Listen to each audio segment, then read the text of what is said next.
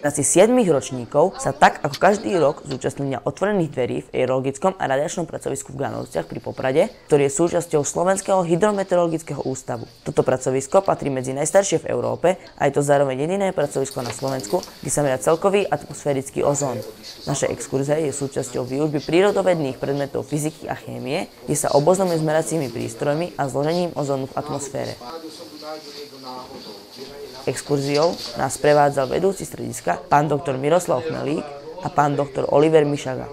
Predstavili nám činnosti typické pre chod pracoviska. Oboznámili sme sa s najpoužívanejšími meteorologickými prístrojmi, nevyhnutnými pre predpoveď počasia na našom území. Výsledky meraní sa okamžite spracovávajú a sú k dispozícii na celom svete. Za posledné 4 roky sa toto pracovisko stalo centrom siete na meranie slnečnej radiácie na Slovensku. V areáli pracoviska sme mali možnosť vidieť aj zariadenie na meranie radioaktivity, z ktorého údaje sa automaticky odosielajú do Bratislavy. Čo si sa dnes naučil? No, o tom ozóne. Keď je vysoký ozón, tak by som nemal chodiť od 10.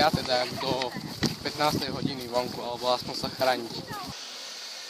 Medzi najzaujímavejšie časti exkurzie patrí vypúšťanie rádiosondy, ktorá podľa slov pána doktora Chmelíka meria základné meteorologické prvky vo vyšších vrstvách atmosféry od zemského povrchu až po dolet balónu, či približne do výšky 35 km.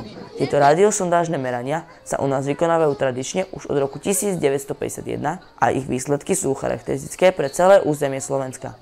Približne 850 rádiosondážnych staníc je rozmiestnených po celom svete a práve dnes bolo vo všetkých rovnakou metódou a rovnakom čase možné sledovať ich vypustenie, na čo sme sa všetci najviac tešili.